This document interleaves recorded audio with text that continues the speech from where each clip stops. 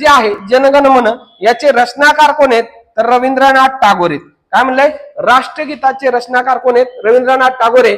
राष्ट्रीय गीताचे रचनाकार कोण आहेत बंकिमचंद्र चॅटर्जी आहे. मात्र राष्ट्रीय गीत पहिल्यांदा कोण म्हणलंय तर रवींद्रनाथ टागोर यांनी म्हणलेलं आहे. हे सुद्धा लक्षात ठेवा. कधी म्हणलं तर 1896 मध्ये जे काही कोलकाता अधिवेशन झालं त्याच्यामध्ये म्हणण्यात आलेलं होतं. दुसरी गोष्ट जनगण मन हे सुद्धा कधी म्हटलेलं आहे तर 1911चं जे काही कोलकाता अधिवेशन भरलं होतं त्या कोलकाता अधिवेशनामध्ये भरण्यात आलेलं होतं. मग जर तुम्हाला प्रश्न असा आला राष्ट्रगीत पहिल्यांदा कोणत्या शहरामध्ये किंवा काँग्रेसच्या कोणत्या अधिवेशनामध्ये गायला गेलं तर कोलकाता अधिवेशनामध्ये, आणि राष्ट्रीय गीत राष्ट्रीय काँग्रेसच्या कोणत्या अधिवेशनामध्ये गायला गेलं तर कोलकाता अधिवेशनामध्येच गायला गेलेलं आहे. हे त्या ठिकाणी लक्षात ठेवणं गरजेचं आहे.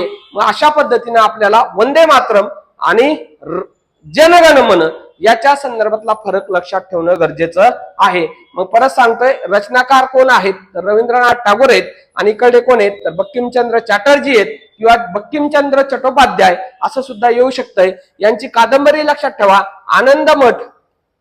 कोणती कादंबरी आहे आनंदमठ. ही कादंबरी आपल्याला लक्षात ठेवणं गरजेचे आहे. याच्यावर बरेच क्वेश्चन आपल्याला दिसणार आहेत.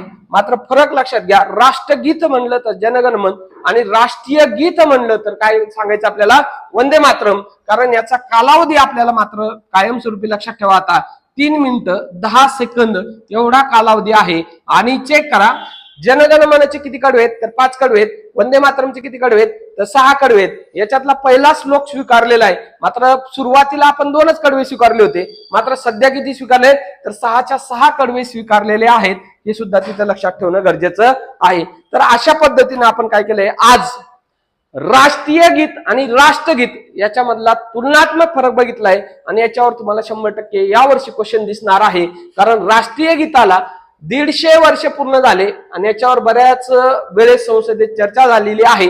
त्यामुळे हे महत्वाचं आहे. तर अशाच पद्धतीचे व्हिडिओ बघण्यासाठी आपल्या YouTube चॅनलला सबस्क्राईब करा.